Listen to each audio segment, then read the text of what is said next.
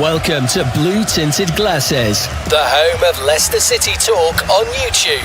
Fan debates, live watch-alongs, post-match reactions, and all the Foxes banter you could ask for. Subscribe now and see the game through Blue Tinted Glasses. Well then, Mahrez has made something of that. It's Mahrez!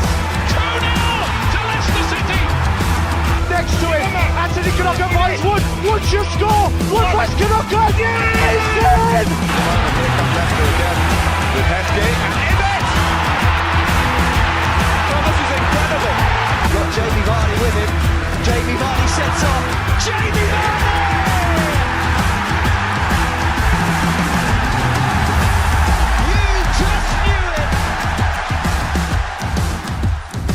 Blue Tinted Glasses, the home of Leicester City talk on YouTube. Good evening and welcome back to Blue Tinted Glasses for the fans call-in show, the live fans call-in show. It's Monday night, 7 o'clock, which means it's time for BTG viewers to come and have their say. If you're in the chat and you've never done it before, the link is in the description. I'll post it in here as well. Click the link and come and have your say on all things Leicester, whatever you want. For 2 weeks in a row, wait, you weren't here last week, were you, Kate? No, you weren't. For 2 weeks in a row, okay. We're matching because me and Manny were matching last week in the sash kit, and now me and Kate are matching. There we go. So, although it does fit Kate better than it fits me, I gotta say. Right, let's get into it. Kate, what's going on? How are you? Yeah, I'm all right, thanks. I'm liking my new kit. I'm loving the no sponsor on it, even though it probably means we're a bit cash poor with it. But yeah, I'm liking the new kit. Shop was really busy yesterday, queuing for it as well. The shop was rammed, queues to get in, waiting outside. Felt like a nightclub. Cost me about as much as a nightclub as well. So yeah, all good. Yeah, you know what? I'm loving it. And even like seeing us both here, it just looks great. I don't know what it is. For me, chest down, it will look terrible, but chest up, it looks all right. So there you go. Got a lovely background. Got a lovely I have indeed. Right. Before we get into it, everybody in the chat, I'm going to go through some comments here and see who's here. Evening all from Ray. Fatawu's return has me excited for the season, no matter what else happens. Alan Yates, hello to you. Frankie, Richard, Fosshub is here as well. Daniel O'Connor, hello to Dawn, Wolf, Richard. Zola, new kits, ask Craig. Yep, absolutely new kits. The new shirt looks good, particularly without the sponsor's name. I'll tell you what, Kate, it does make me laugh that they're giving you the option to go and get the sponsor printed on it when they announce the sponsor. I would love to know how many people actually go, because I can't imagine it's many. Although I will say, Kate, I don't know about you, I'm not King Power. I'm not Top's biggest fan, as you know. But if it was King Power, I think it would look quite nice on this kit with the gold. Because they've got like the little gold. They've got the gold thing, haven't they? Above the, is it above the eye? Yeah. Yeah. So I think that would go well with it. So yeah. Maybe, yeah, and I saw lots of the ladies' training kit being worn at the match yesterday. The dark turquoise. There was loads of those being worn yesterday, men and women. So that has obviously gone quite well as well in the whole sales thing. But yeah, I mean, King the training. Power, yeah, you know, the dark, is it the dark? Yeah. The dark turquoisey one. It's there was loads of those, like full kits as well. Loads of kids had the full kit on of that, which looked quite cool. When I was in there today, I did also try on the goalkeeper one, the short sleeve. Not for me. Not great. Not great. No. And goalkeeper kit's always tighter. So for those larger men out there and women, it's not the best fit. Although I will say, having bought maybe 3 of the last 5 home kits, this one fits the best in my opinion. So we're not sponsored by them. God, imagine we were. But yeah, I am breaking a Nils rule. Never buy from the club shop. Sorry, Nils. Shoot me. It was too nice to turn down. Right. We're going to get into it. We're going to start with today's first caller, and it is, here's a little clue, as always. There we go. Who is it going to be? It's Craig from the Dallas Foxes. What's going on, mate? How's things? It's going well. How are you guys doing? Good, thanks. How are you? Doing good. Hey, I wasn't on last week, but it must be something special because the last time I was on, all three of us were here 2 weeks ago. You had your nips out in the pool. Oh yeah, I didn't recognize you. I didn't recognize you dry. Yeah. I was gonna say I'm not taking my shirt off this time. Okay, so but let me. Thanks, Fox. So let me start off by saying I really apologize. I have no idea what I said during that interview because I was already about 10 drinks into the day at 1 o'clock in the afternoon. So I do remember. I don't know what you said. I was too busy staring at your nips, so I don't remember. Well, I was the one thing is that you had the pool to yourself. Yeah, it was great. The one thing I did say at the very end, which was more Kate, less Ragsy. So I did say that. That's he right. wasn't happy. Went down that part of the lift, I'll be honest. Yeah, I thought, and I heard I got caller of the day by Kate, but evidently Locks, nixed that. So hey, appreciate it. So, but anyway, no, it was good. I'm glad. Hopefully I didn't go back and watch it, so hopefully I did not embarrass myself on that. No, show. you didn't. No. There was no slurring. There was no anything. I think the language was clean. You are an exemplary drunk by the sounds of it. Well, that's good. My wife took a picture of me. My wife was sitting there. She took a picture of me. She said, she's 20 feet from me. She takes a picture and texts it to me with a statement that says, "You have no idea what you're talking about," when I was talking to you guys. So I was like, all right. So no. Oh, but I do have one other thing for you, Locks. I took my son to camp the other day, and I went to their little shop to see what they had going on there. Oh, whoa! Looky there, and even so, wow! Look at that. Goodness. I mean, got the fancy ones here. So this was well worth the $2 or whatever it was I spent. Here's a story. I think we've told it before. Kate's pair of glasses. Well, I went to her house to drop it off through the letterbox, and do you know what a letterbox is, Craig? I don't think you have them in America. It's like where you put mail, right? I know, I'm joking. Yeah. Okay. All right. I put them through the wrong door. So I text Kate and said, "Hey, by the way, I've just put them through your letterbox." You went, "No, you haven't." So she had to go and find out which house it was and knock on and get them. So there we go. So that was a fail. Yeah. That happens every time I order something from China. So it always gets delivered to someone else's house, which means I never get it. So yeah. But anyway, so congratulations on the new kits. They look pretty nice, especially without the sponsor on it. So Locks, you look just fine, by the way. And your boy's large. I get it. So hey, I'm a medium. No, I'm not. I'm a fuck. So hey, real quickly, guys. I mean, is this thing with Ndidi going to happen or not? Yes, it looks like it's done. To be honest, 9.5 million, 9 million, something like that. Yeah, it looks like it's done. I mean, I don't know about you, Kate, but of course, if there was no release clause, we probably could have got a bit more. But I think 9 million right now is probably it's good for the club, isn't it, Kate? Because reinvest it, put it back in the squad, go sign a striker or something like that, and happy days. Yeah, I think that's really good business because I think that is more than Wilf is worth to us this season. I'll be honest. Like, I know he's a mainstay in the team, but I think we can spend money better. What is it? 70 grand a week. I think we worked out it was 4 million a year.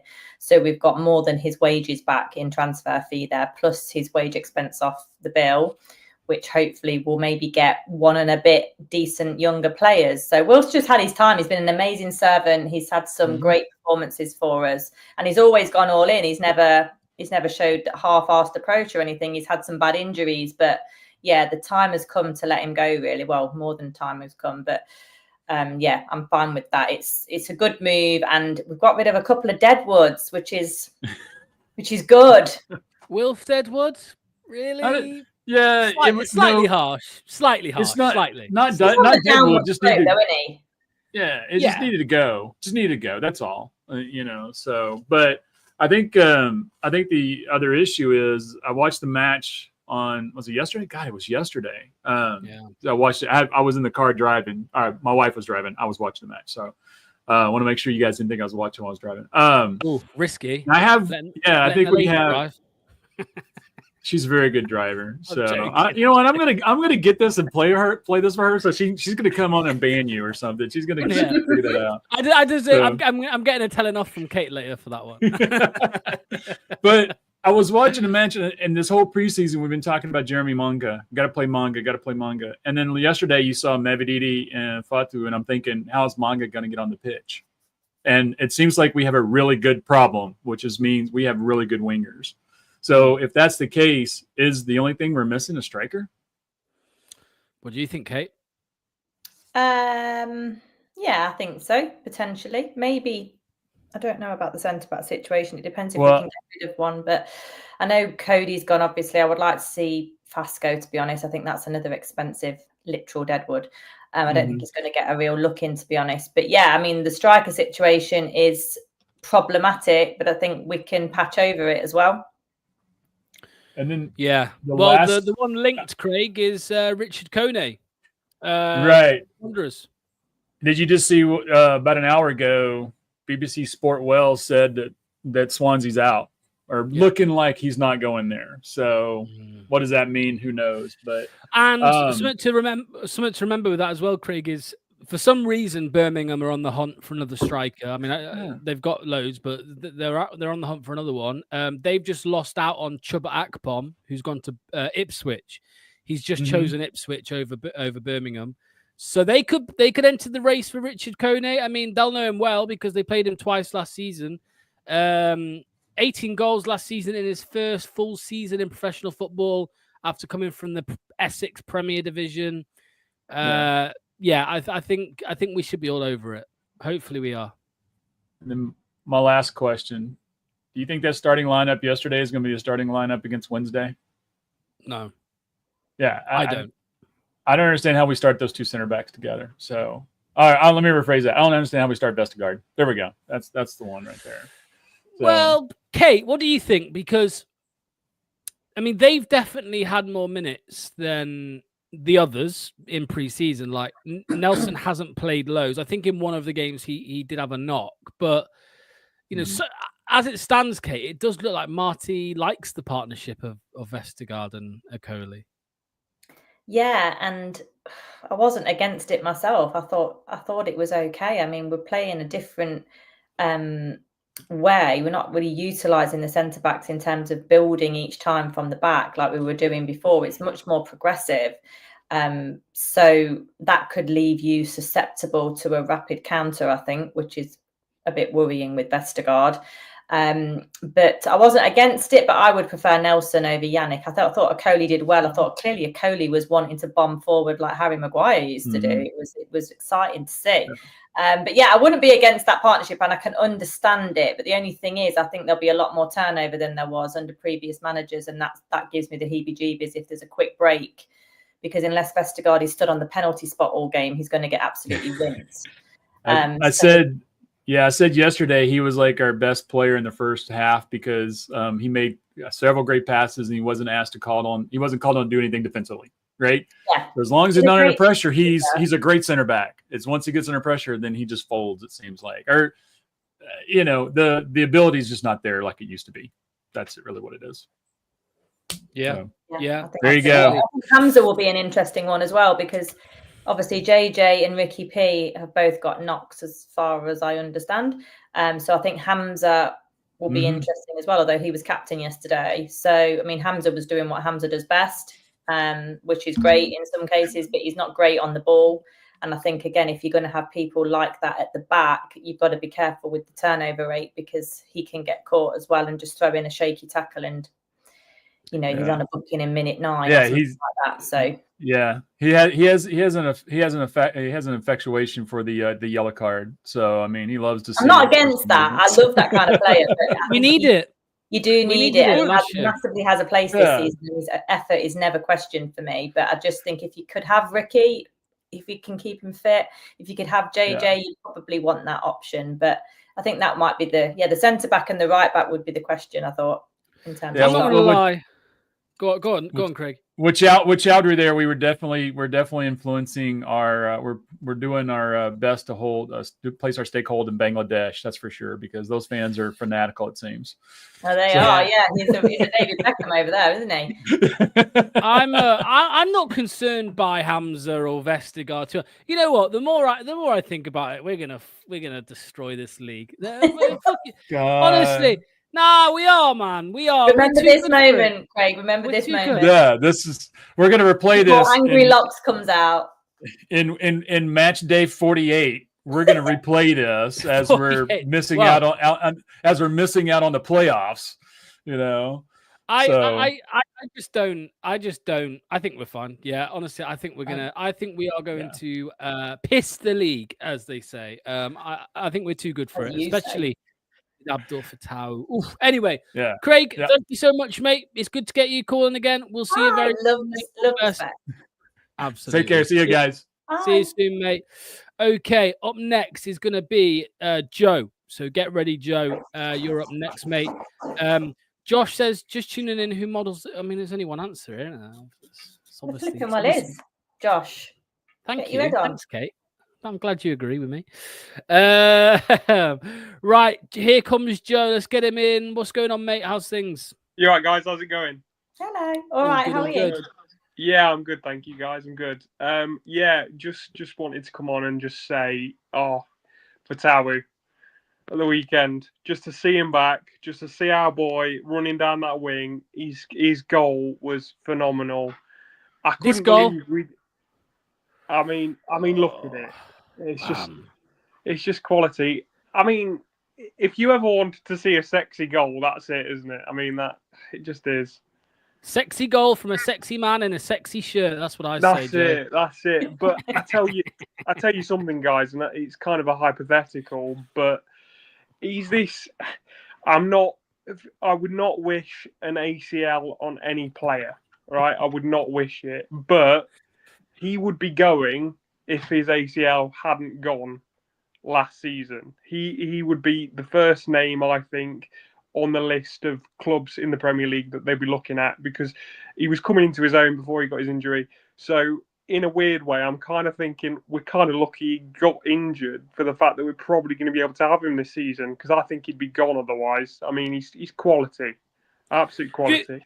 Do you agree with that, Kate? Maybe a blessing in disguise slightly with Fatawu, because although you never know, right? If Fatawu was fit, we could have stayed up, maybe. I don't think we would have, but I don't think he would have made that much of a difference. But maybe it is a blessing in disguise we didn't lose him this summer. Yeah, I think so. Yeah, you can never call it, can you? I do think if he'd have been available last... Have I got echo on? Yeah, you're covering your speaker a little bit, Joe. Sorry. There you go. Is that me? Sorry, yeah. Sorry. Is that better? Sorry, I thought it was me then. Sorry. Yeah, I think if he'd have been fit last season, there is a chance that he'd have played more games. But I wasn't over enamoured with him last season. I don't know if that's an unpopular opinion. He hadn't really got going, and I just think it probably would have played out the same. So everything happened. He was just starting to, wasn't he? He was just starting to. He was a bit greedy. He was doing the cut inside a bit too frequently, from what I remember, and I remember feeling quite frustrated with it. But it will always work if you keep plugging away at it, which he has done. But you know, when you do an ACL like that, like I used to follow Alan Shearer so much as a kid, and when he did his, he dislocated his ankle at the same time, and he was massively in the gym working on his unbelievable tree trunk legs. If you remember how big they made Grealish's look miniature, really. He was working on his legs in the gym to build the muscle around the knee, so it never happened again, and it actually made him more of a powerhouse in terms of shots. Yeah, so of course. Everything happens for a reason when you try and manipulate your body to get back from injury. And I think that's maybe where Fatawu's had to, really train, because he's probably relied on a lot of his innate ability at 18, 19 years old. But he's been in the gym and he looks sharp. That explosive 5-10 yards was awesome to see, really. And you do worry about that after an ACL, don't you? That you're going to be able to really push off properly and sprint and cover the same pace that you did before. But he looked on fire yesterday and ready to go. Yeah, definitely. Just on I know this is a Leicester stream, but just on Alan Shearer, you brought to mind the goal he scored against Everton in like 2003, I think it was, where he absolutely battered it and nearly broke the net. What a goal that was. Anyway, sorry, I'm reminiscing now. I'm happy to fangirl over Shearer. More Yeah, well, there you go. But no, I just wanted to quickly touch upon, like you did with the last caller as well, on the centre back partnerships. I'm not a massive Vestergaard fan, as I think most of us aren't. However, I think the combination of him and Okoli works because Okoli's got the speed. My nightmare scenario before obviously Cody went to Wrexham was a partnership of Cody and Vestergaard, because we just didn't have any pace whatsoever in that back line. And I think with Vestergaard, we know he can pass the ball. I do think he is a bit of a liability, especially under Marty's system, with the fact that we can lose it with the turnover, and if the press is beaten, then I worry that he'll be exposed at the back. However, I do think Okoli can essentially help him out with that. Whereas if it was Cody, I think I'd have just spent the season with my hand over my face, just trying to watch it through my fingers, to be honest. I just want to bring this one comment up here from Everett. Sign young, unproven players, then hope for the best. It's all about getting out of the league. I think he's saying we shouldn't do that. Well, I mean, remember 2 years ago, mate, we signed Abdul Fatawu, if you know who that is, Mads Hermansson as well. These are unproven players who did extremely well in the Championship 2 years ago. So, maybe don't write them off, young, unproven players. Remember, we signed a man called Jamie Vardy, 12 years ago, 13 years ago. He did pretty well in the Championship after a season of settling in. So, but yeah, let me ask you both this then. I don't mean to put you guys under the risk of getting clipped up like I already have, but Kate, do you understand where I'm coming from when I say we're gonna piss the league? Because I just feel like I saw that team sheet come out yesterday, and I thought, this isn't even our best. This isn't our best 11, and I think it absolutely destroys 20 out of 24 of the teams in this league. To be honest with you, I think it's just too good. Yeah, I know what you're saying. There's always the unknown though for me, and there's always injuries and stuff like that. But yesterday, and I thought yesterday more so, that the fitness in the press was what I was most excited about, because we haven't pressed, I feel like, for 3 years at all. So the fitness that I think Kingy can take a lot of credit for is good. I think we're going to be Premier League level pressing and fitness, and that could make all the difference, because these are on the whole Premier League players. So yeah, I think there's a good chance for us to make some dent in any points deduction we might get early doors. 100%. We get a 3-0 win against Sheffield Wednesday on Sunday because they don't come. So yeah, I can understand why you'd think like that. Can totally understand it. I just want to make sure that the mental shift is there should a points deduction come early. But I think Marty's got it. Marty looked pumped on the touchline yesterday. 100%. Did you go yesterday, Joe?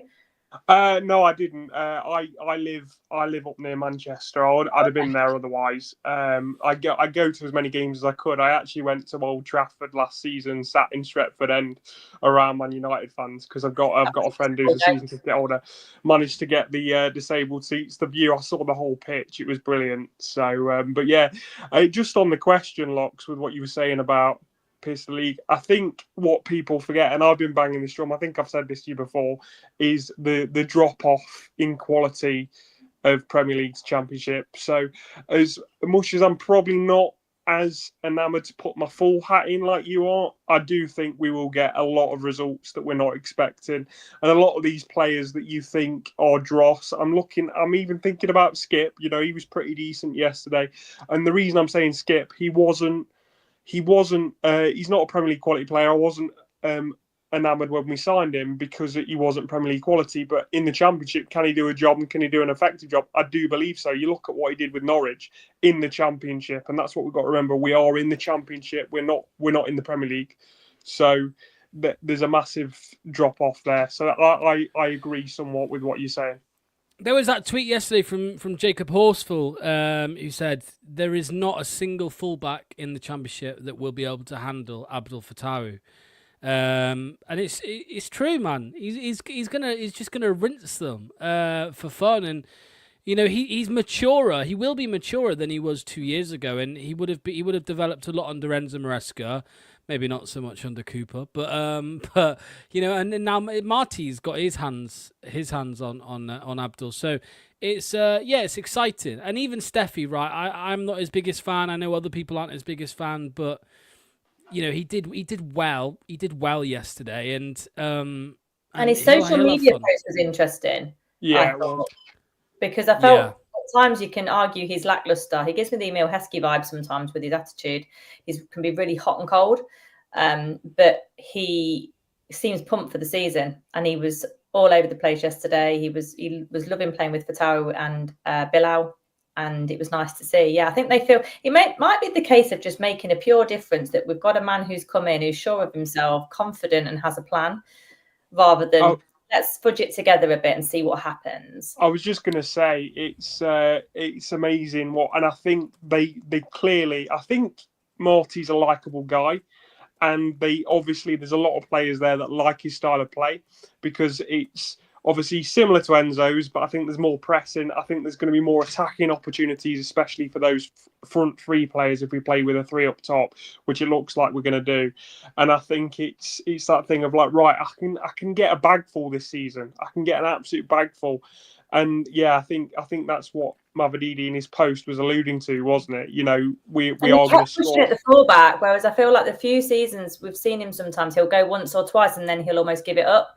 Yeah. Whereas I think he just needs an arm. He's one of those players that just needs an arm around his shoulder from a real confident manager who can tell him and convince him that he's as good as everybody thinks he is. And he just needs that boat of confidence to fulfill his potential, really. And he went at the fullback yesterday. And, if he gets his fitness right, which it seems like they have, you can do that for 90 minutes. Just keep plugging away, He also needs to know what tracking back feels like, because I don't think that's in his dictionary of words, is it? Tracking back. He can be a bit lazy at times, but I do like him as a player, and I think attacking wise, he can be very, very gets you up off your seat. Yeah. So yeah, totally.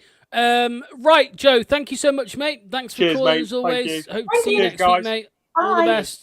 Bye-bye. Okay, up next, we have Will. Here he is. Oh, before I bring him on, actually, I just wanted to bring this comment up here. Mavididi is a classic front runner. When things are clicking, he'll stay on it. He just gets frustrated easy, and I think it's easy to see, which is frustrating. Like you saw him so many times 2 years ago, in the Championship. He scored a lot of goals, got a lot of assists, but if in the first 10 minutes he didn't have much joy with his fullback, his head would drop, and I think he then stopped trying to take on his man. Go for it, man. You know what I mean? You've got the ability to do it. So just get the booking early on. Just try and be wiser. Just try and outsmart your defender, because it's such a easy option for us to attack down those flanks now with pace. And like I say, if you can pull in the fullback to get him on a booking early doors, you can have a free hit. Like you just got to plug away at it, and like I say, try and outsmart them a bit, really. Apparently, Christensen's injury is a broken jaw. So, because I did see Marty say he's going to be out for some time because of a collision. So yeah, apparently he's broken his jaw, which is bad news for us because it means he'll probably stay. Well, he can't speak to put in his transfer request. So. Hey, there we go. I wonder, someone must have smacked him. God, who's your money on, Kate? Yeah, Vestergaard's got a broken knuckle. Right, let's get Will on. Here he is. What's going on, mate? How's things? Hey, how are we? Good. How are you? All good. Not too bad. Nice and sunny in the UK. It's like the first day it's been sunny since I've What been shirt have you got on? It's a 22, 23 one, I think. Or one. I like that one, mate. I like that one. It's not bad. Right, before we get into it, right, riddle me this, right? But I said the other day to somebody, the worst kit, you're in the group chat, aren't you? So you would have seen it. The worst kit was that relegation season from 3 years ago. I hated that so much. The one with the white collar, the actual collar. Yeah. But people were telling me it was a great kit. What do you think, Will? Because I hated that. I absolutely hated it. Yeah, I didn't like it either. Everyone looked like it just didn't fit them as well. It looked too big for everyone. The collar was just true. Yeah, not a fan. It was one of my least favorite Leicester shirts. My favorite one, Kate, recently. This is my favorite one, by the way, in a long time. But I love the 90. Do you remember the 1921 with like the slightly checkered design. The one in the COVID year, like where we finished fifth first. Yeah. The 9-0 shirt. Yeah. That one, I love that one. Yeah, that's that's a my beauty. shirt. Right, Will, talk to us, mate. What's going on? Did you watch the game? What did you think to it? Who stood out? All of that good stuff. I did. I rewatched it. I was on a train, and then I accidentally saw Fatawu's goal. I spoiled it for myself, but it was a good goal to see, so I was a bit excited at the train station. So it was pretty funny. Here it is. Here it is again. It's unbelievable. Warm. Look at the pace, man. It's ridiculous. It's too easy, though. But it's not like it's some League Two team, is it? No, it's Fiorentina. Yeah, absolutely. Yeah, totally. Incredible goal. More to come as well. He's showing us his first start since November. Nuts. Yeah, it's insane. I've personally done 2 ACLs myself, so I know it's bloody hard to come back from. So to do it at that level so quickly is impressive. Very impressive. So very good rehab. Yeah. So a lot goes to the physios, I think, at the club. Yeah. I mean, we've had our fair share of ACLs over the years, so I think they're used to it now. They know how to. They've learnt from their mistakes. You'd hope so. Yeah. One thing I want to bring up is just touching on what we spoke about with the last caller with Mavididi. Kate, I think it's the first game in pre-season that he's not being outshone by Monga as well, which was probably nice for him. He's probably, just from that game alone, because if some people will say Monga was never going to start the league game. I disagree. I think if Monga played yesterday and he was just incredible and was tearing them apart again, I think he would have played. But I think Mavididi yesterday did enough to claim his spot against Sheffield Wednesday. Yeah, I think he has. I've said this before. I think he'll be the first choice, to be honest, just because Monga's still got a bit of learning to do in terms of experience. I'm hoping he'll get utilised a lot, like 15 minutes, 30 minutes, cup games for the early part of the season, and then see how it goes. People could get injured. Mavididi can go off form.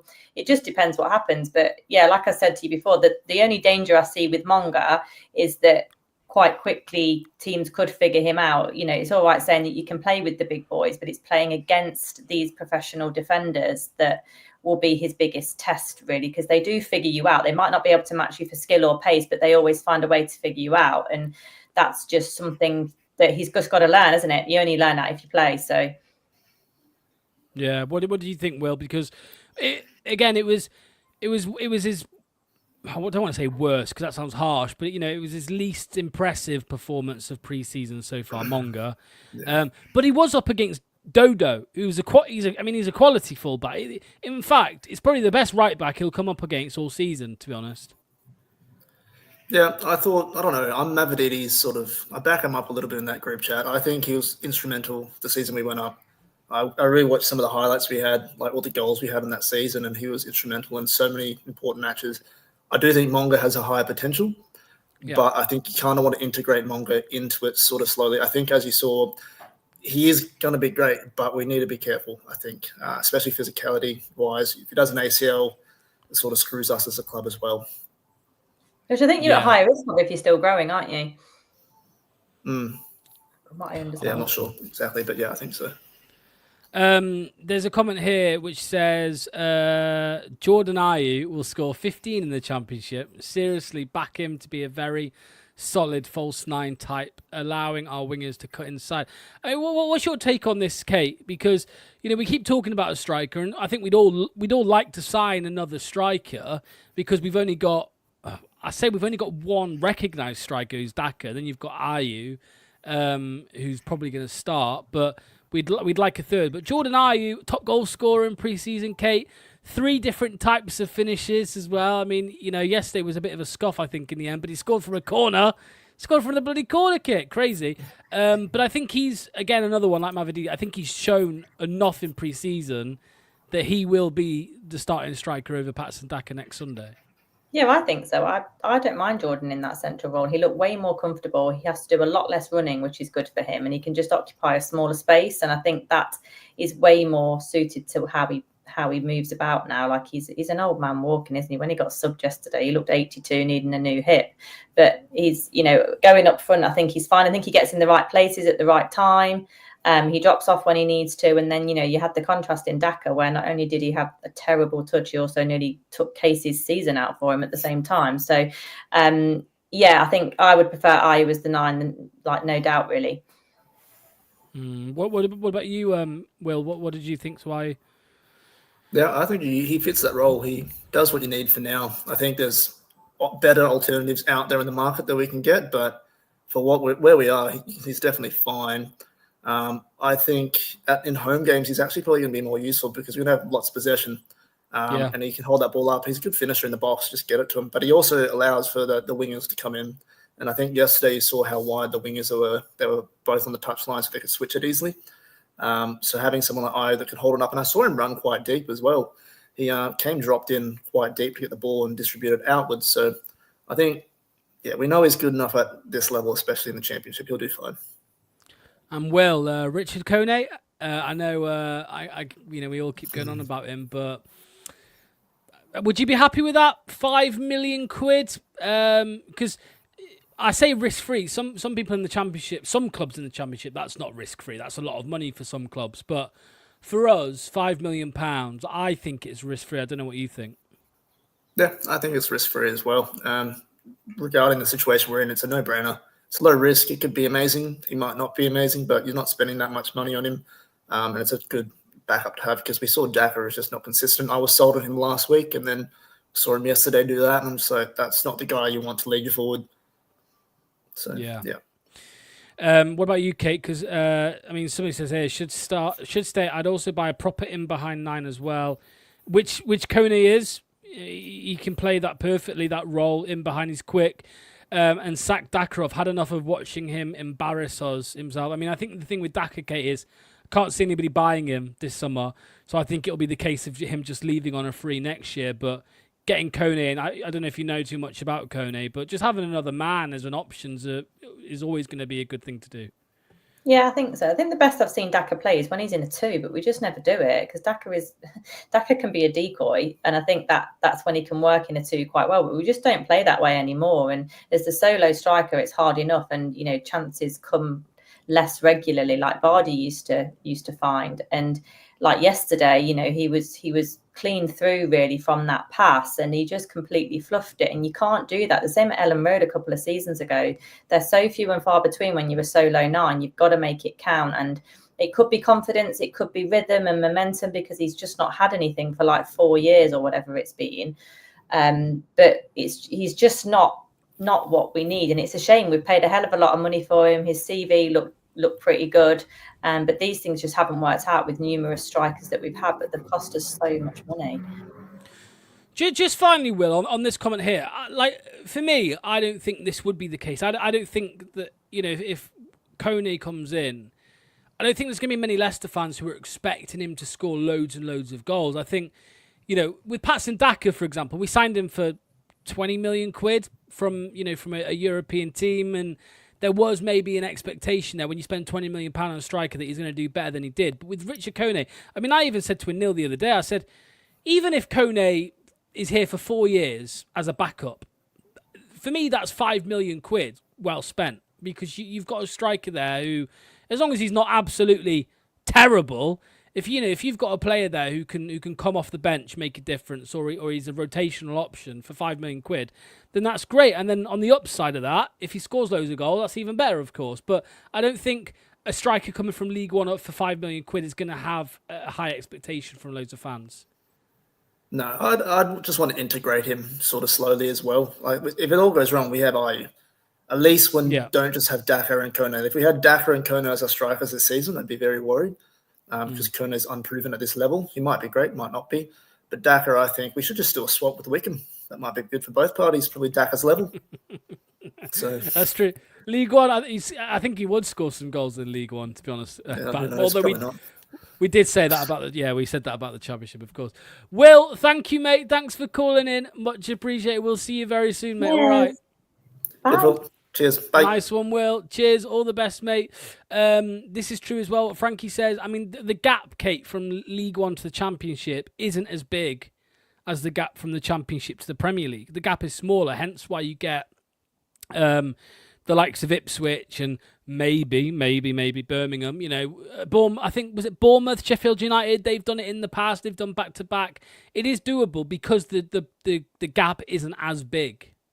Yeah, I think so. There's a lot more trade that goes on between those two leagues as well. I think there's a lot of overlap as well. So, there's exciting stars in League One. I think that just don't quite make the spotlight of the Prem, but it's a real melting pot for us to get in there and get involved with some of these players, because you can get them for cheap and they can turn into be absolute gold mines like Vardy ended up being. It won't, you can't say that it's going to end up like that. But for me, I just like somebody like Anajoa, who was consistent, reliable, didn't always score, but scored some really important goals, offered something different to the first chosen striker. That's the kind of thing. Feel like him and Shinji were the last success stories in that position apart from Jamie. So that's that kind of return is what you'd like to see. I mean, obviously his chant goes, he costs a fucking fortune, but the kind of return that Ajoa gave us, and that option and that difference that he offered up front would be pretty good. And I think, again, with Kone, 21 years old as well. And I think, the story, I hate to say it, but coming from non-league, comes up to League One and in his first full season scores a load of goals. And I said this a few weeks ago, but when we first spoke about Kone, but some players wouldn't be able to handle the massive jump up. He went up 7 divisions or something ridiculous like that to League One. Some players couldn't do it, but Kone, if he can do it, from Essex Premier League to League One, then to step up from League One to Championship, he might find that relatively easy. You know what I mean, to cope with, and the types of defenders he'll come up against in Championship would be similar to the types of defenders he came up against in League One. So, yeah, I'm not. He played Birmingham and Wrexham then, isn't he? Yes, and he scored 1 goal less than Jay Stansfield, who is playing for England under 21s, and 15 million quid signing by Tom Brady last season. So, and I think, like I say, 5 million quid is low risk, and also he's going to be joining a team that all of a sudden looks so young. Like some of those players out there yesterday, there was barely any over 25. So he is going to be in with some peers. He's not going to have a weight of expectation on his shoulders because there's some, real seasoned professionals, and that's all he's amongst. He's going to be amongst peers that have also had a different, way and pathway to get to where they are. So that could be quite a nice little break in for him, really. Yep, absolutely. Wickham took 0 points off Wrexham and Brum in League One, however, lost all 4. But there's another comment here as well. I mean, Broadhead and Chaplin didn't score too many goals in League One, and they did. They did. It was just more the argument he's used to playing. He's played against what are going to be some of his opposition if he moves this season. It's not going to be that jump that people might fear it is. But he's only 22, so he's got plenty of learning left in him. Exactly. Yeah, exactly. And Vardy, how old was Vardy when we signed him? 26, 27? 26, 27. There you go. We shouldn't make the application and attitude is everything. There you go. Yeah, just neck a few Red Bulls, have an omelette, and you'll be fine. Right, next call is Ryan. We've got 3 more callers, so it's Ryan, Jack, and Ross. Ryan, Jack, Ross. They're the last 3 callers. Let's get Ryan in now. Here he is. I've lost the button. There it is. Hello, mate. What's going on? Hello. How are you guys doing? Good. How are you? You've got your lesson on as well. We've set the tone tonight. Which one have you gone for? Yeah. It's the 90s retro Leicester City top. Nice. Let me just get it down a little bit. Steady. Yeah. Steady. Not too low. This is a family show. I know. I was going to show off. I also picked up a pair of shorts, training shorts, but I don't want to put the camera too low. So there you go. I know. Right, Ryan. What did you what did you make to the game yesterday, mate? The last preseason game. I didn't watch it, but I did see the goals. I thought those goals that were scored were really, really good. And let's do it again. Yeah. Particularly the Fatawu one. I mean, wow. Fast touch this fibers. Guy is just unreal. Great to see him back. Boom. Vintage Fatawu, left foot, brilliant. We are so badly missed the fella. We really He have. did really well for the first goal as well, didn't he? Because he turned it over halfway. Yeah, he pinched the ball and and it allowed us to go and score the first goal. It was brilliant. It just showed how much we've missed him throughout the whole of last year. He's a lot. Kate, I was going to say, Kate, he's a lot of fans' favourite player because of what he does on the pitch and also his personality. I mean, he's just a bundle of energy and a bundle of joy. Like every time you see him, he's got a smile on his face. He's very, which I always like from playing. Some people say it's not a good thing, but he's very interactive on social media as well, because I've seen that he's replied to fans on Instagram. He's replied to the Blue Tinted Glasses one once or twice. He's very interactive, and I just feel like he just loves football. You know what I mean? And that's what you want from a player. You want somebody, Kate, who goes out there and enjoys what they do, because they play football better that way. Yeah, it's a bit like anything. There's two sort of extremes in football. There's the doldrums of depression, and then there's the people that bring you joy, and both are just as infectious as each other. So you want to get the more joyous people to play. His attitude, his childlike nature is really infectious. Like seeing him dance at Preston with the flag round his hips, and like he's just a joy. He's one of those ones that you need to pocket it all and make sure you contain it properly, because he'll probably just go off at any given moment, knowing Fatawu. So that's what a manager probably has to challenge with him, is that you want to time his outbursts quite well and make sure he does most of it on the pitch. But yeah, his endless energy is amazing. He's always smiling, and it's just what kids want to see, really, when they think about what they want to be when they want to be a footballer. He's the type of footballer you want to be. So like you say, he's very interactive. He's very grateful. You feel like he really enjoys being here. He's grateful to be here, and he just wants to get going again. And I think that all fans can get on board with that. Yeah, just like the Southampton game as well.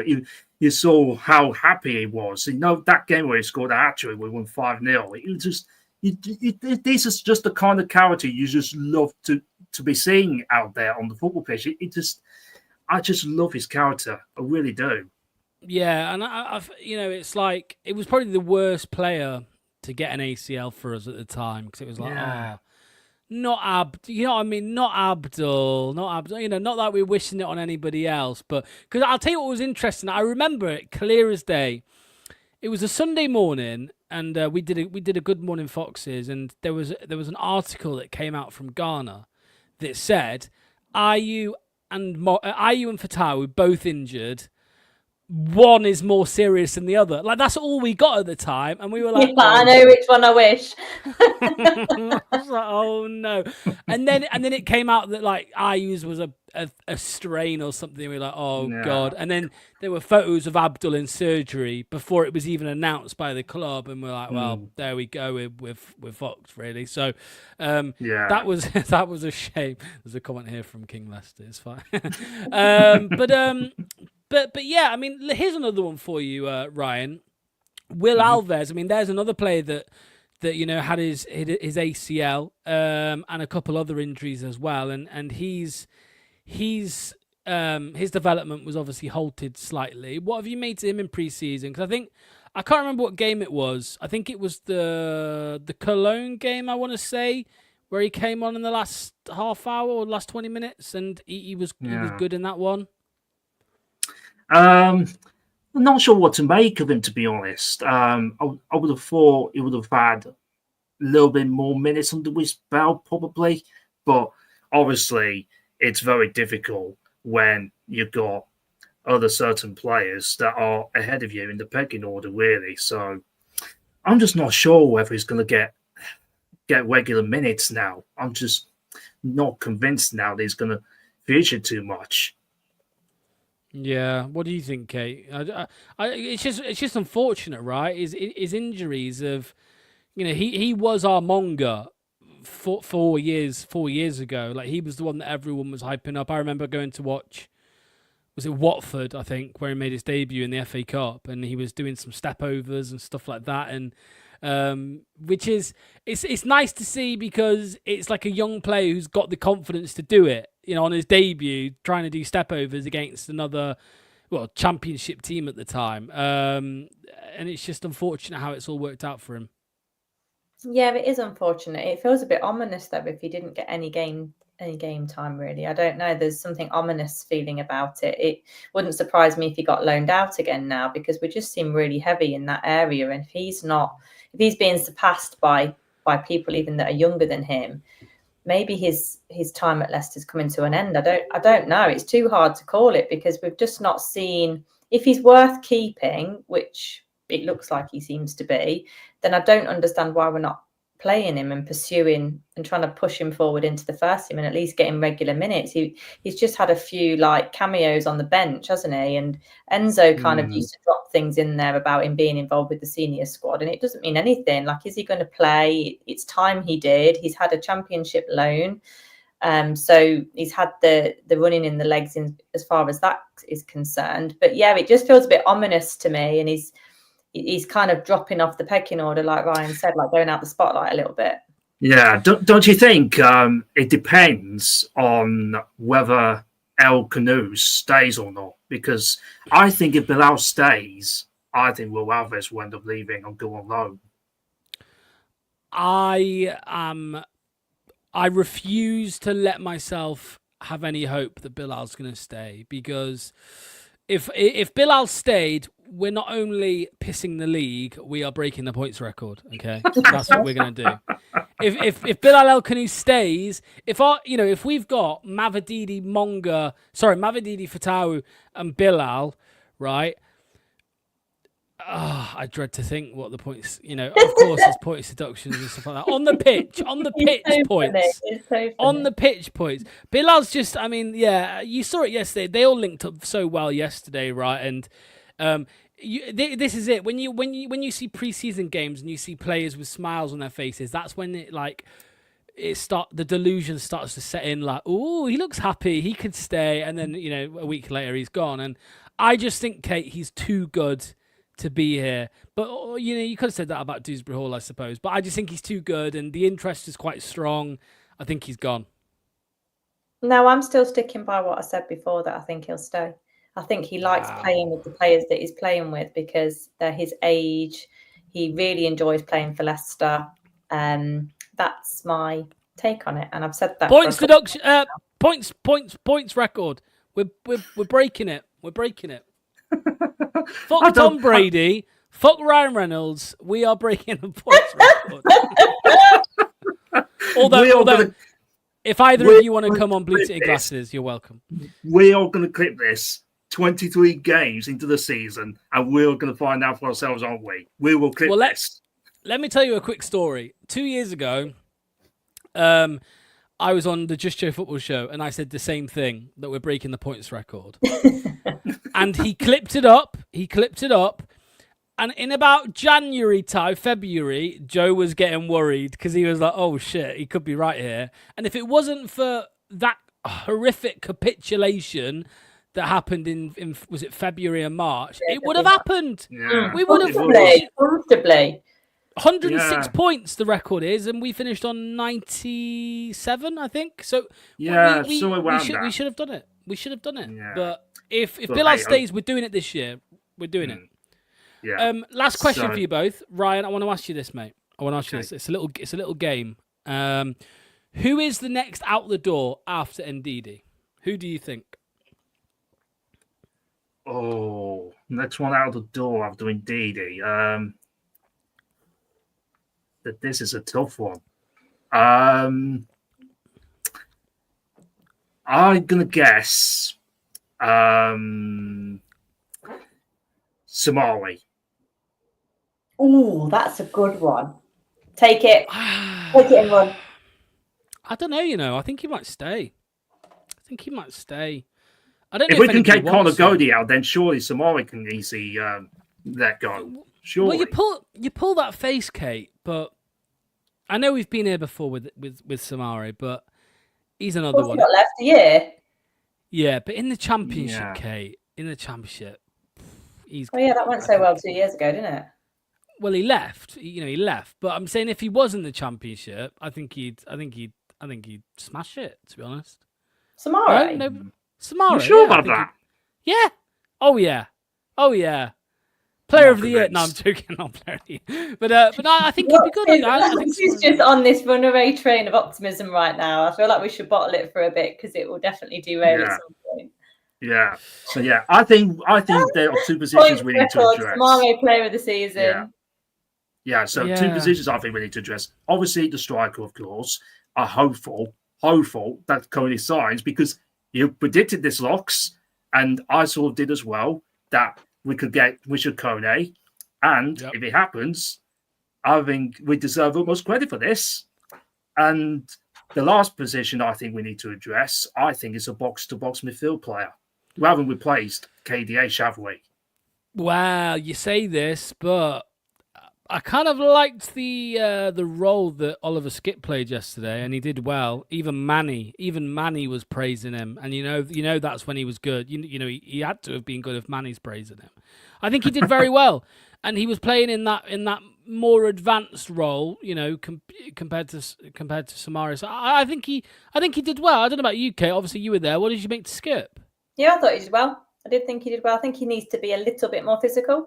But again, he's the kind of player who's not had any game momentum, and I'm always not so quick to judge about that. Like, some players just need a run of games, and I think he will get it. I don't know what's going to happen with Winks as well, but yeah, I thought he did well. I thought he did fit that position quite well. He was very front-footed as well. He was quite far forward at times, which was interesting.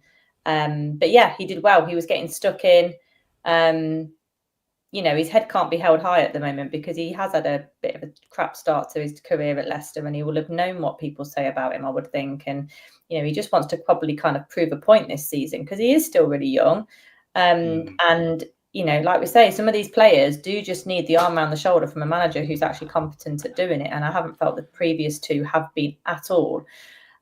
So yeah, I hope he has a really good season for us. But the next out the door for me, I think, has got to be Mads. For me, I think that is our golden egg at the moment in terms of our going back to our usual model and selling an asset that we can make a lot of profit from. And I think that is probably what Leicester want. They will try and engineer a deal for that because he is the most obvious choice. We have a natural backup. We've just got Benkovic. Is it Benkovic, isn't it? Is Benkovic? Who? The keeper. Who's the keeper we've just signed? Oh, Begovic. Begovic. Oh my goodness, he is enormous. Enormous yesterday. Like, he was almost level with me and I was 30 rows up.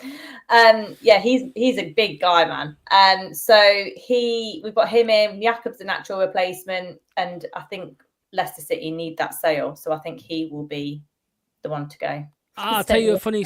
Someone's just said. Yeah. Was meaning Thatcher. Let's just be clear. I saw a funny message yesterday from somebody who said that after the game, Oliver Skipp was doing a lot of signing outside the players' exit, and apparently he was like signing stuff and giving it back to the wrong people. Oh no! It just made me laugh because I thought, oh man, this guy, he's just having a bad time, isn't he, Oliver Skipp? He's had a bad year, so I felt a little bit bad for him. But he's probably quite nervous as well. Yes, well, yeah, because these are people who have been slagging him off for the last 12 months as well. Obviously, the Leicester fans. So, can I just mention this just before I go, because I know you got other callers. I just want to give a quick shout out for the bad times that what's going on at Sheffield Wednesday and Morecambe so far, and it's really sad what is going on. That those two clubs are on the brink. It's not good at all for the game. Really, is it? Well, this is what we said the other day. Well, this is what we said the other day, Kate. I think it was Good Morning Foxes. I said, PS, they don't. It's not FFP anymore. It's not financial fair play. It's PSR, and it makes no sense because these rules are meant to protect clubs, Kate. But then there's these cases of Morecambe, there's Sheffield Wednesday, where they're being run into the ground, and no one's doing anything about it. No, and the whole foundation and fundamental principle of PSR is wages and contracts. And no one's wanting to come in and regulate wages and contracts, which is really concerning. and the players won't want to do it. Why would turkeys vote for Christmas?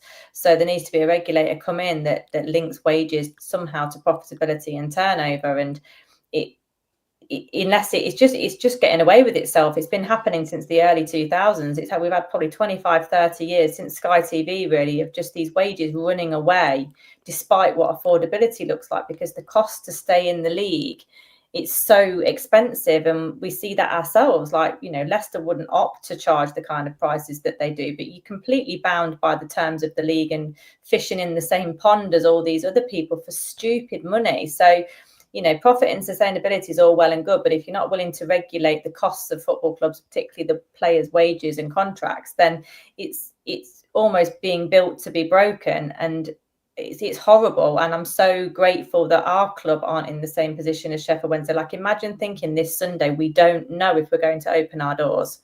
Yeah, exactly. Really devastating. Exactly, and for a club like Sheffield Wednesday to not have a stand open, like the North Stand, it is absolutely disgraceful. It is shocking. You just can't even imagine having one of the stands not being open. The Leicester game tickets only went on sale the back end of last week.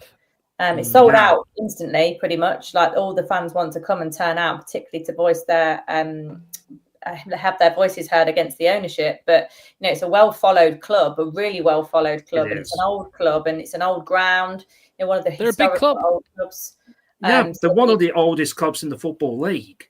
Yeah, it's just devastating. And I can't even imagine if that happened to us. Like, our owner's done that, and they're saying we're not sure if we can open. We can't open one of the stands because it's failed health and safety. Like, some of the players have walked out because they've not been paid. They've not paid staff. Like, that is really poor, and it's really, really sad.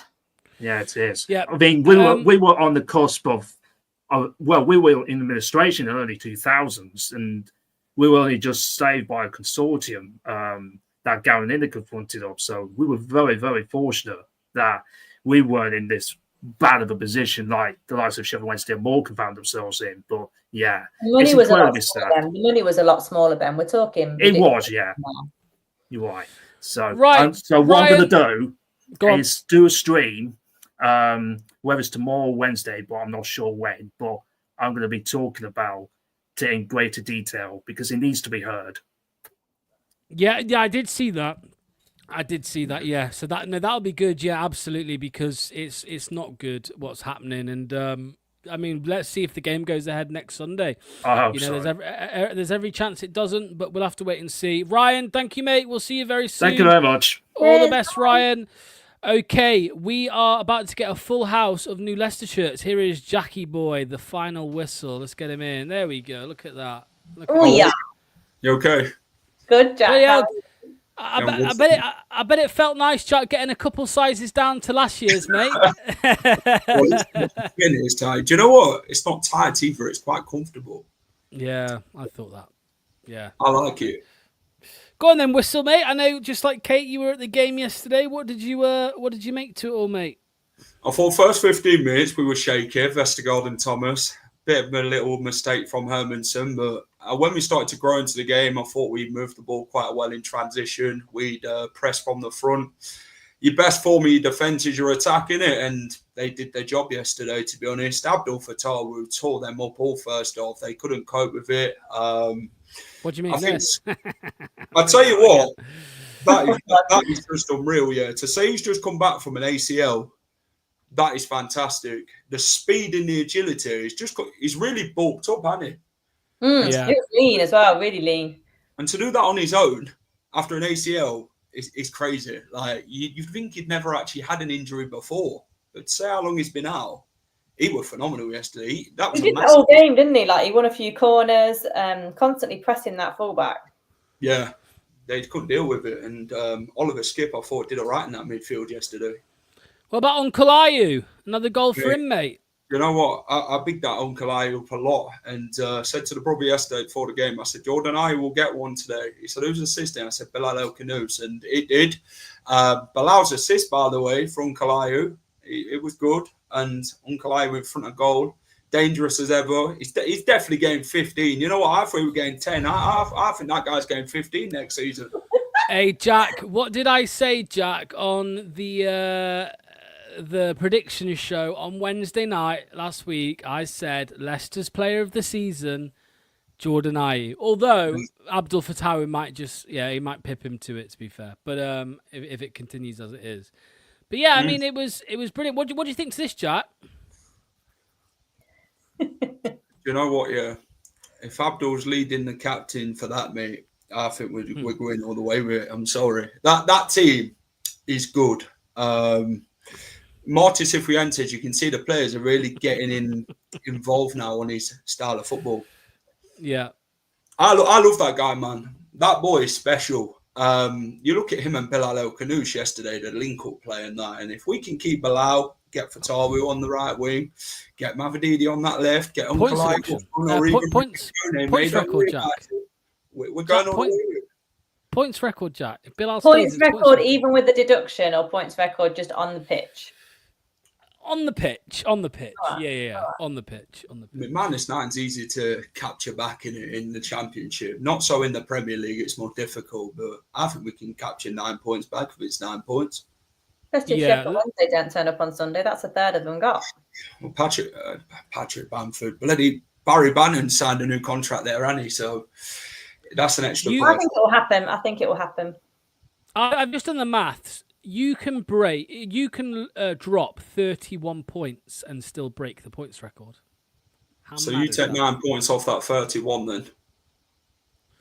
Yeah, I think the maths is right there. Needs to go about 22 points, doesn't it? Extra. 46 games, right? Times 3 is 138. 138, and then minus 106, which is the record. Yeah, so there you go. So 31 points you can drop and still break it. So there you go. So we could do it with the points. Yeah, I'll take it back, Kate. Keep Bilal. We'll do it with the deduction. We'll break the points record. You know what? I think we could actually do well if we keep Bilal. I'm keeping him. I'm convinced we're keeping him. I'm convinced if Marty, he looks happy, you know, in him and Fatawu, Leicester City were bigging it up on TikTok. When was it? Yesterday, today? They was on about the duo and that, and I'm just like, yeah, you keep bigging that up. We'll do that against Sheffield Wednesday and all the other teams. We'll keep him until the transfer window ends, and you know, if we can keep him, that's a statement by Leicester. But you talk about Matt Hermanson, John Victor is now going to West Ham. They are in advanced talks for another goalkeeper. West Ham are the only club reported to be in talks with Matt Hermanson. So they've obviously been put off by the price. So do you know what? I think we could be confident in keeping Mads as well. You know, if West Ham are pulled out, he's our best goalkeeper. I'll be honest. Do you think? I'm just not convinced now. Oh no, he's definitely he's definitely. I don't know. Pre-injury, yes. Yeah. Without a shadow of a doubt. But I haven't seen that Hermanson come back yet. I definitely did yesterday. Kieran Maguire reckons 7 points. Yeah, he said 6 a couple of months ago. I'm sure on the radio thing that I listened to him on. And he explained why. Yeah, because it's like you get a base deduction for breaching, and then you get an extra point off for every 5 million that you've overspent by. However, we've been charged for 3 different things, right? We've been charged for the breach, we've been charged for not giving our accounts in, we've been charged for something else as well. So yeah, we'll have to wait and see. I mean, it's just all guesswork, really. You've had some journalists claim 15 points. You've seen Rob Dorset say 9. Kieran Maguire said 6 and then 7. So it's we just don't know. This is true as well, though, Kate. With how random the deductions and appeals seem to be, I think we'll get a larger deduction if we start well, because they want to show that it's affected us. I mean, it's true, Kate. Like, if we were sat top of the league, clear by 6 points, they're going to hit us hard, aren't they? I've said this for a long time. It's so opaque, and it is so based on the barometer of how much we've pissed them off.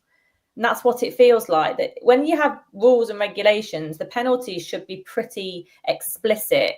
What happens if you break them? And these things are so opaque that it just makes you think that there's an emotive reason behind it. And that's what I feel. Leicester have annoyed people. They've really annoyed people. In fact, I was speaking to someone the other day, some of the BBC stuff that I did the other day. Then he was like, well, people just hate Leicester now, don't they?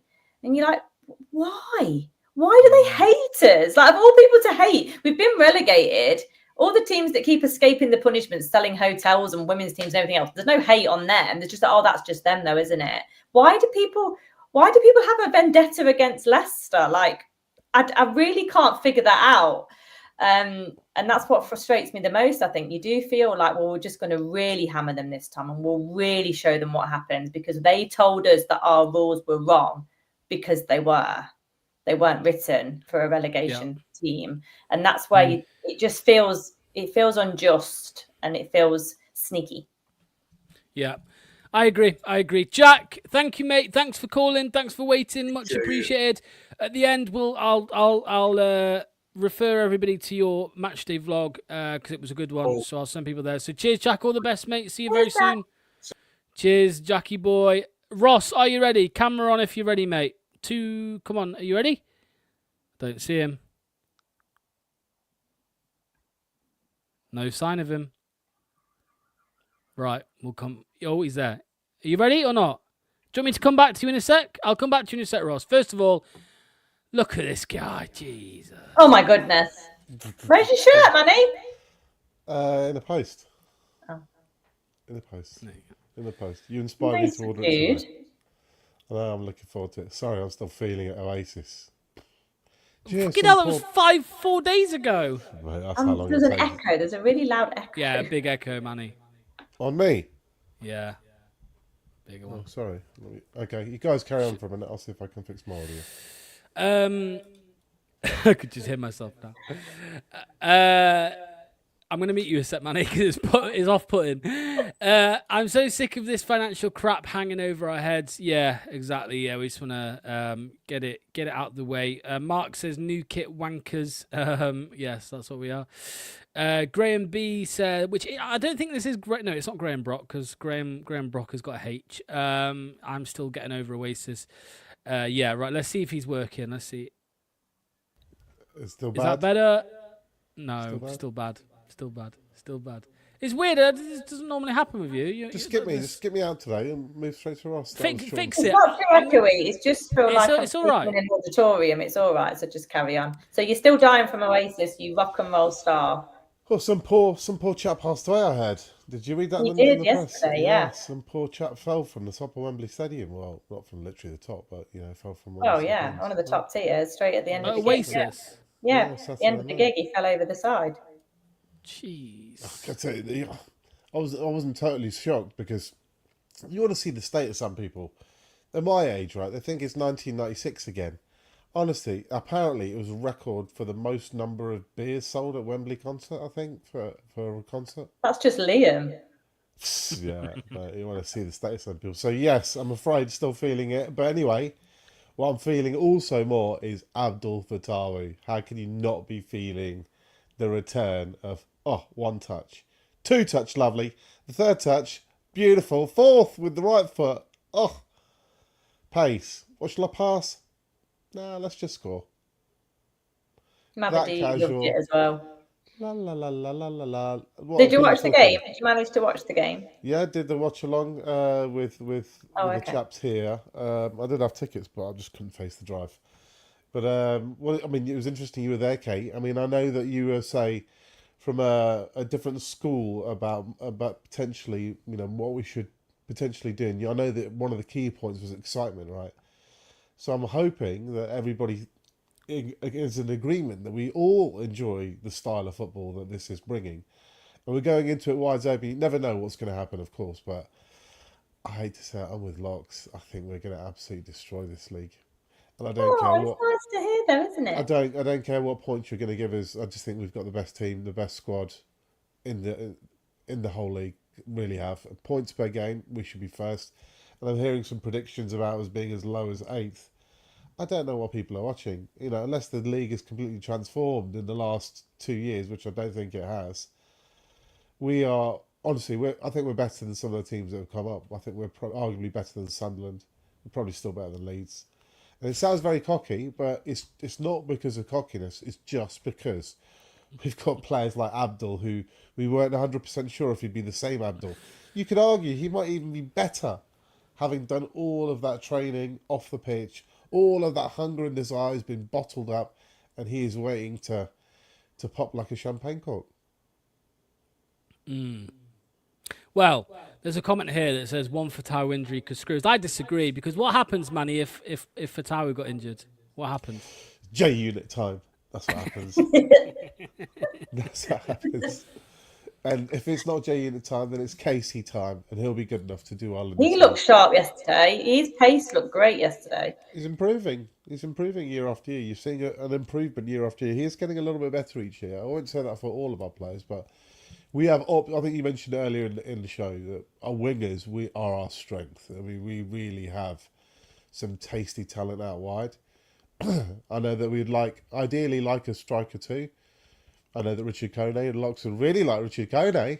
I don't know if you've ever heard of Locks mentioning Richard Kone before. I said does it about 47 times a day on various streams and shows and texting platforms. Yeah. But even IU will get you enough goals this year. Even, dare I say, Daka would probably do enough of a job to get you top 6, which with the points deduction is where we'll definitely finish. Oh, your echo's gone. That was weird. Something just changed. You sounded different, and there's no echo. Very weird. Anyway, I mean, I wouldn't go as far as to say we're better than the promoted teams. I think they've been busy. They've been very busy this summer. Some of the windows they've brought in some good players, but.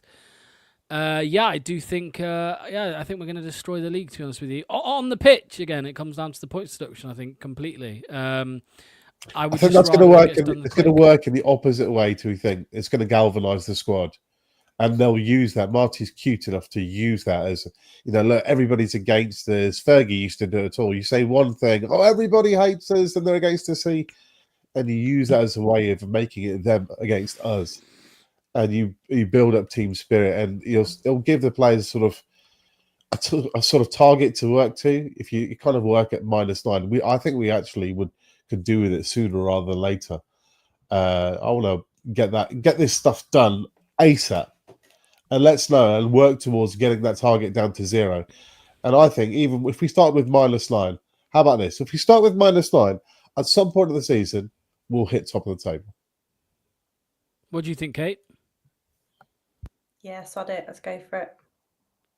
17 points. 17 points clear and Enzo at 1 point. Don't forget, so it's not unreasonable to think that we can be that far ahead of everybody. Well, Kate. By the way, Kate, that was a terrible attempt at muting yourself. You muted yourself. Sorry, I've got to take it off. No. It just made me laugh because you coughed and then muted and then unmuted. I was like, what? Oh, that's a real funny thing. No, I was going to say, Kate, you've got. In your predictions, you said second. Is that right? I think you said second place or No, first. First, there you go. Oh, now you changed your tune.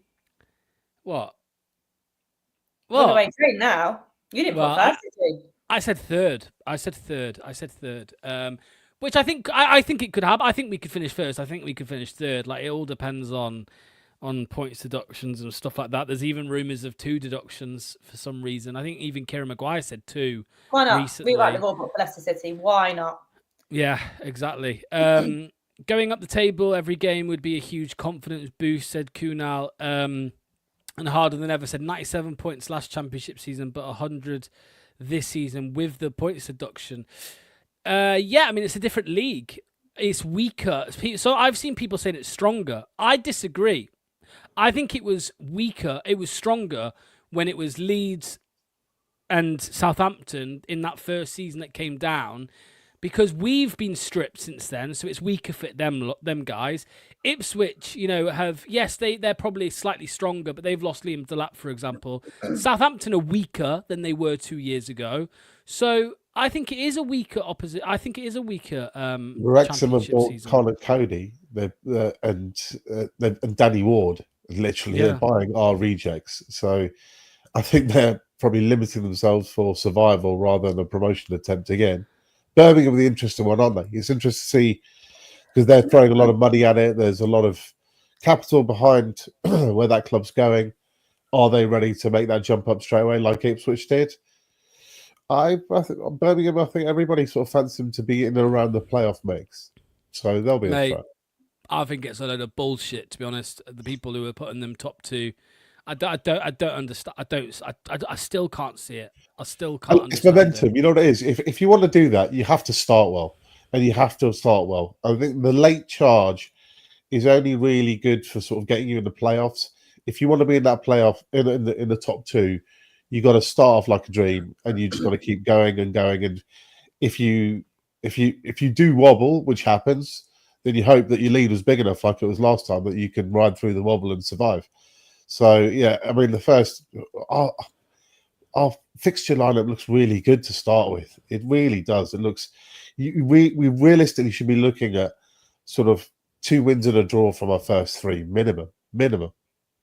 Yeah, I'd love it if next Friday night, and I know this will be controversial. Ipswich are promotion rivals, but I would love it if Ipswich turned them over 5-0 next Friday night. It'd be brilliant. You know what I saw a Birmingham fan say today?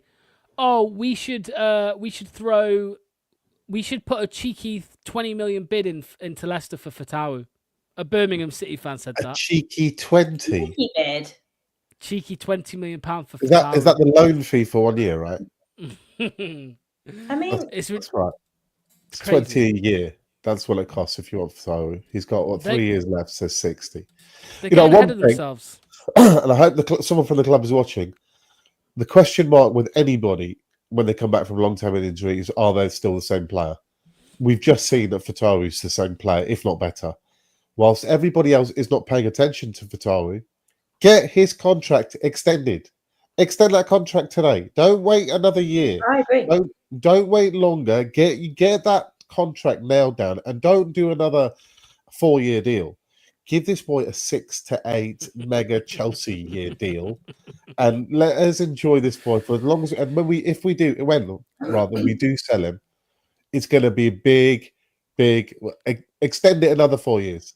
Or at least you know what Leicester's luck is. The moment they give him an 8-year deal, he does his ACL again. You just know it would happen. You know it would happen. That's always the risk. It's always the risk. But it's probably not a risk, right? Because he's already on the books. He's 8 years. He's come back from one ACL. Still looks brilliant. You know, to be fair, it's not just him. Ricky. I mean, Ricky's come back from a couple of bad injuries, and he's still a good player. JJ's come back from injury. He's not quite the player that he was, but he's still a decent player.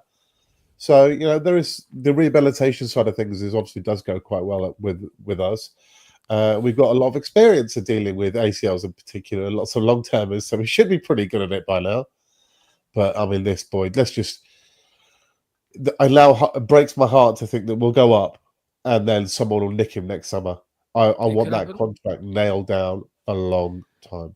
Well, you got to think, right? I think last season the last time we were in the Championship, it was a loan with obligation to buy. So no one could really nick him. But I think this time, if we go up and he has a incredible season, I think they'll be sniffing, won't they, Kate? The big clubs will be there, like sharks. Yeah, I do think it's important to get these contracts nailed down, or in particular, a very good release clause that is worthy of a Premier League budget. So, yeah, we need to make sure that we have acted sensibly there for a lot of our youth, not just Fatawu, but he could be the golden nugget for next summer, and it is a worry. But hey, let's just enjoy him this year and see what happens. And having ordered my shirt today, there's a question asked who to put on the back of it. You didn't. Who did I choose? You chose to put someone on the back of it. On my new How shirt. old are you, Manny? Well, I've got to put your favourite player on the back of it. You put Fatawu? Yeah. Of course I put Fatawu, yeah. You can't. After that goal. For his resurrection. After that goal, and I thought, you know what, the dance is back, the attitude's back, the good feeling is back. You know, there's another thing, like I said the other day, when you've got Fatawu in the room, he just lights the room up. I think he'd light up every room that he's in. And he's lit my excitement again about the season. To have him back is love it. I'm disappointed you didn't get Manny 69 on the back, to be honest. Me too. I thought that would have been better. Right, Manny, I'm going to let you go, mate, because we're going to our last caller, Ross. So thanks, Manny. We'll see you soon, mate. Cheers, all right. boys. Cheers. Bye-bye. Okay. If anybody likes... Yeah, he's ready. If anybody likes wrestling, and you don't want spoilers, then please turn off now. And apologies to Kate in advance for the wrestling talk. There was a big wrestling event on last night where Ross's favorite wrestler took part. And his name is John Cena. That one's just for Ross, John Cena. Here he is. Here's Ross. What's going on, mate?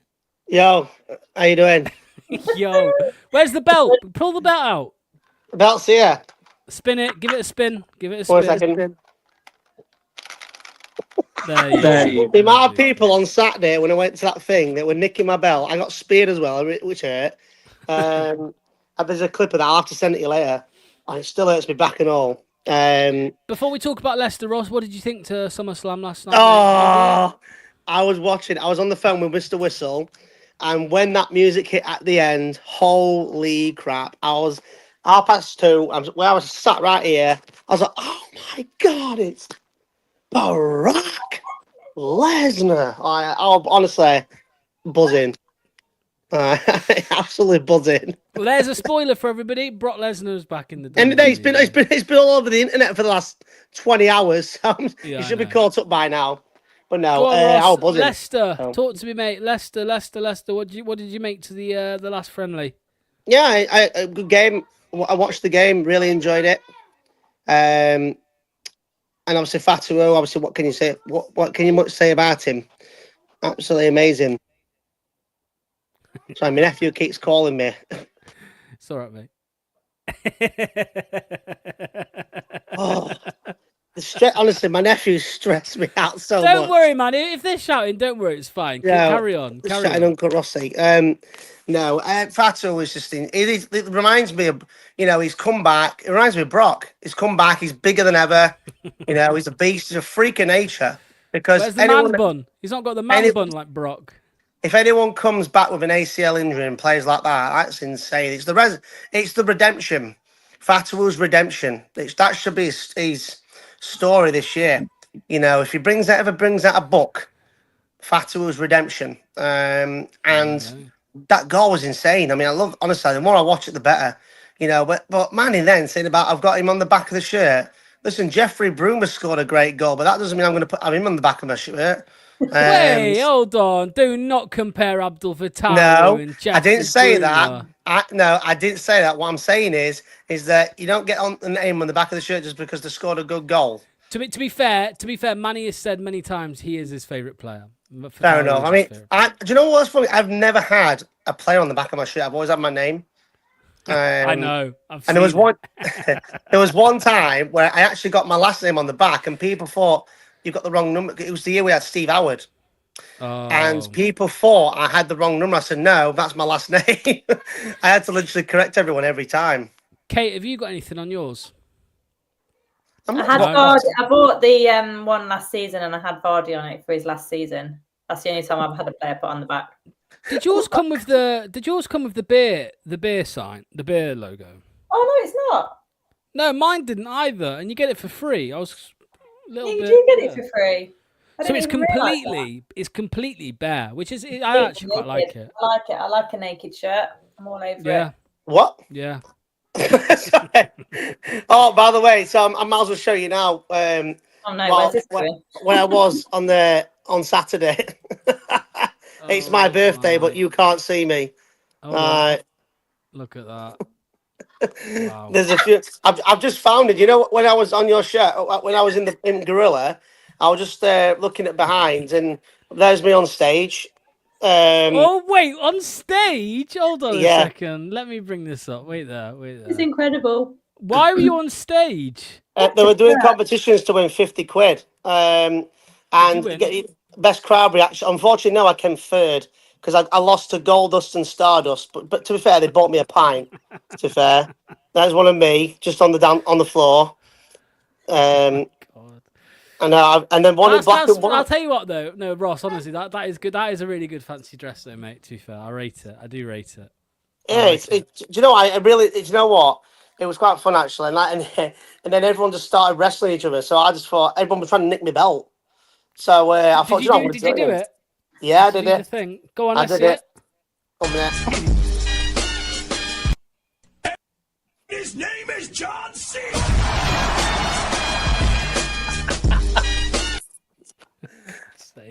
That's not my hand, by the way. That's my son's. Oh, okay, great. They're all coming up now. Come on. So, Yeah, are mate. you? What do you think next? Do you think the Wednesday game's going to go ahead, mate? I hope so. You're from up north. What are you hearing on the great? I'm hearing, obviously, the players have spoken out today about obviously what's going on. I haven't read it all, but I know the supporters. Come on, Charlotte. Just like to do the daddy dog dance. I want to see you do that, Ross. I honestly, now my nephew's getting involved.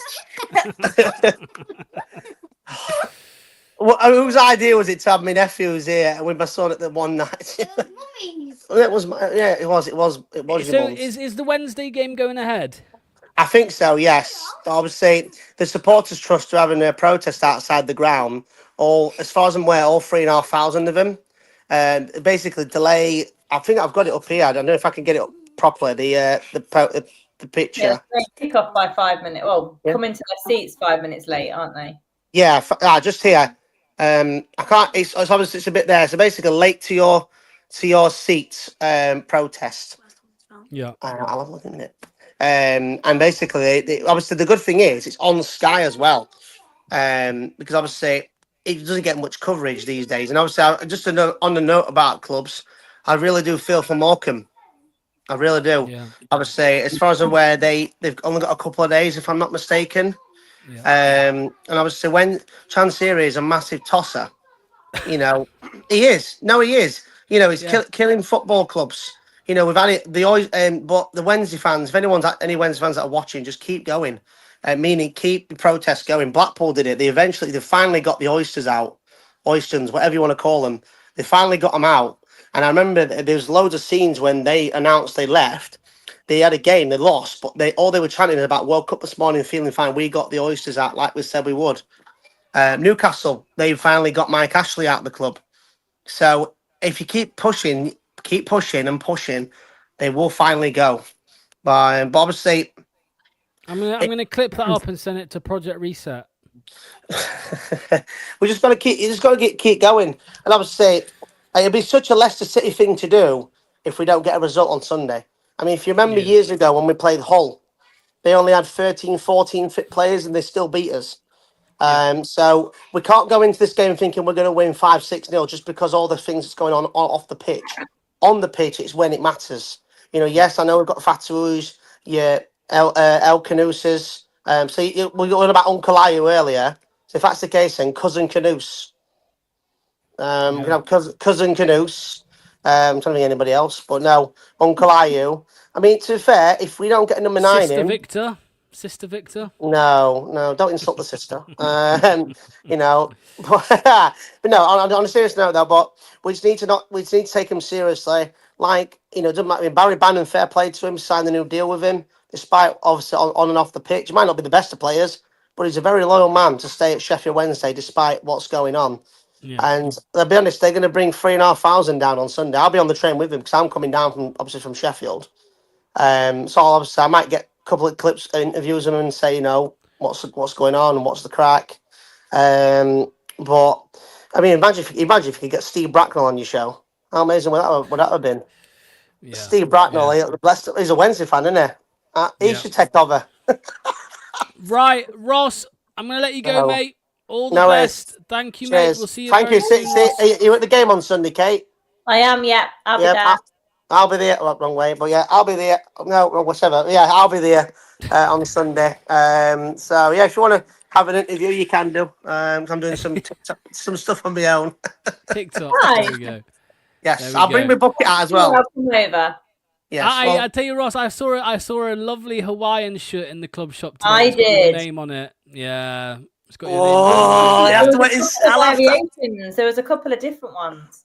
I might wear it when I go Blackpool because I'm going Black. When I play Preston, I'm going Blackpool for Nate. So sorry, night. For Nate. For Nate.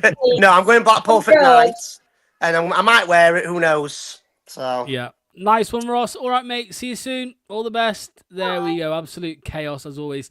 Kate, caller of the day. Who are you saying? I'm gonna go with Craig because he brought his glasses. You gave it to him last week. That's boring. Oh, for God's sake. Okay. I knew you were going to ask me this, and I'm not ready. I don't know. You pick then. If you don't agree with my pick, then you pick. Should we give it to Manny? No, I don't think we should. I don't think we should give it to Manny. I think Ross brought joy. Ross yes. I'll give it to Ross just because he didn't win the fantasy dress competition, so he can win Caller of the Week instead. So there we go. We'll do that. And Manny, joint with Manny for the Fatawu love, because we love a bit of Fatawu loving. Everybody as well, remember, Manny's reminded me in the chat, so you can nominate Blue Tinted Glasses for the Football Content Awards. I'm just grabbing the link now so I can post it in the chat. I think the nominations end on... There was a date on here before. It's sometime in August. Let's have a look. It should say here... No, it doesn't say. It's sometime soon that the nominations end. If you have already nominated us, thank you very much. You can do it again. You can do it as many times as you want. So if you want to nominate us, there's a link in the chat. Click the link and nominate Blue Tinted Glasses for Best New Content Creator. Because I think me and Manny said that if we were nominated and we got through to the event, which is at Ellen Road in October or November, I think, we're going to go in matching tuxedos or something like that. So we're going to go matching. So there we go. And we'll wear these. We'll wear these as well. Perfect. Okay. Thank you very much, Kate. Much appreciated. Thank you for giving up 90 minutes of your time. Although I'm sure it's 90 minutes. It's more enjoyable 90 minutes than last season. So yeah, there we go. Yeah, more enjoyable 90 minutes than 3 months ago, isn't it? When people were just so blue. Yeah. Can you confirm? Do you just love Americans? Not really fussed. Yeah. They make me laugh. They make me laugh. That's great. Bring me joy. Make me laugh. Yeah, absolutely. I will be Danny DeVito. That's a good shout. Right, we're gonna go. We're gonna leave it there. Again, thanks to Kate. Thanks to all the callers. Thanks to all the people in the comment section. We'll be back live tomorrow at 7 p.m. for the analysis of the Fiorentina game with Anil and Doc, just like the last 2 weeks. So make sure you join us for that one. Thanks, Kate. See you soon. All the best. Bye. And big shout out to our sponsors, Match Bingo, who have given out how much, Kate?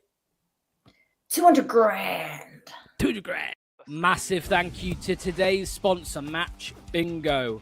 Over 200 grand has been paid out to players so far by taking sports betting, football and bingo and combining them into one amazing app. Make sure to get your bingo card for any Leicester City game in the upcoming season.